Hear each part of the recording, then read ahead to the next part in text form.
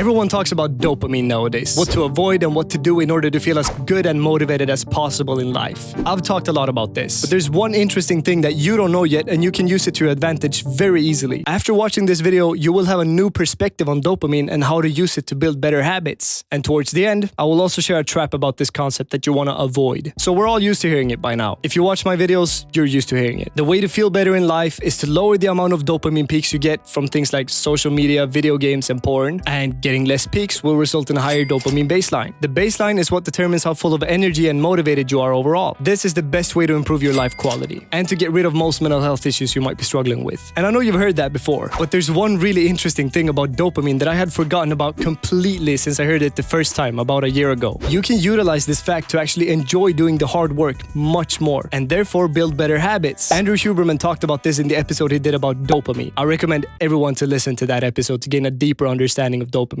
But what he said was that it has been proven multiple times that talking or thinking about something in a positive way will have a profound impact on how much dopamine you get from it. Basically, you'll enjoy something more if you think or say you enjoy it. And that makes a lot of sense, yes, but what especially has an impact apparently is journaling about it. And this fact is kind of a huge deal. So how do we use this to our advantage? What we already know about dopamine is that it's the neuromodulator that makes you want things. It's all about desire and motivation, which is why it plays such a big part in addiction and why things like TikTok is drawing people in like zombies. So they sit for hours just scrolling to the next video because every time they do, they get a spike of dopamine. So if we can actually deliberately make ourselves get more dopamine from an activity by journaling about it, we will start to want it more. And as you may know, one of the keys to building habits is making it attractive and desirable. So let's take an example of this. You want to start working out, but you hate working out. You decide to start going a few times a week, although every time it feels like a very heavy task. Although you journal about it every day. Day 1,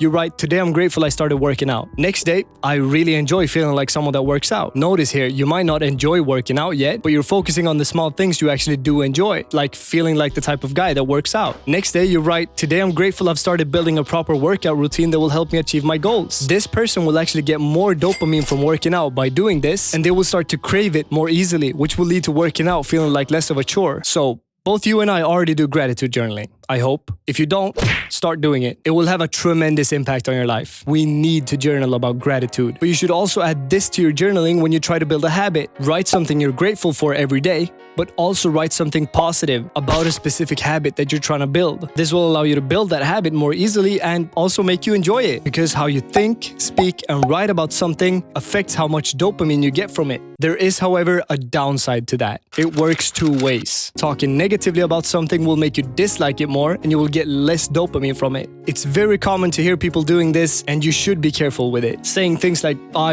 really hate working out," or "Man, it's so boring to clean the house," or "I don't like reading, it's no fun." Starting to build a better life for yourself is very important and it's a beautiful process. In the beginning, it requires a lot more effort than what you're used to. So you might not enjoy everything you have to do. You might not like being without social media or getting up early in the morning. But the important thing is that you openly think, speak, and especially write about the positive things you see in these activities, not the negative ones. Because complaining about the negative aspects will have negative consequences. So be careful with your mindset towards habits. It's important to stay positive. Otherwise, you're only getting in your own way. Now, that's what I have for you on this beautiful day. I hope this video had a positive impact on your life. Now, stop watching YouTube and go earn your sleep.